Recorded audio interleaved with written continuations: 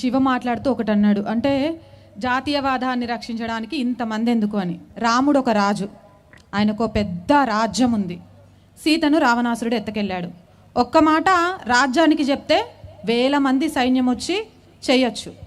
కానీ తండ్రి మాటను జవదాటకుండా రాముడు ధర్మబద్ధంగా ఉన్నాడు కాబట్టే ఉడత నుంచి మొదలు పెడితే హనుమాన్గా మారుతూ రూపంలో ఉన్న కోతి వరకు సాయం చేసి సీతమ్మను చేరడానికి రాముడికి దారి చూపి ఆ శ్రీరామరాజ్య ఆవశ్యకతను చెప్పింది.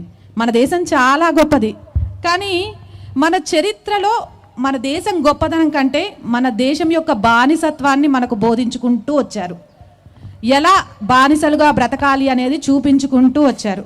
ఛత్రపతి శివాజీ మహారాజ్ కథ కంటే కూడా అక్బర్ కథకు టిప్పు సుల్తాన్ సమాధి కోసం పోరాటాలు చేయడం నేర్పిస్తూ వచ్చారు. మరి అవి అబద్ధాలు అని చెప్పాలి అనంటే ఓటు కోసం పాటుపడే రాజకీయ నాయకుల కంటే ఆ శివాజీ మహారాజ్, రాణి రుద్రమాదేవి చరిత్రను చిన్నప్పటి నుంచి ఇంట్లో విని వస్తున్న వాళ్ళందరూ ముందుకు రావాలి.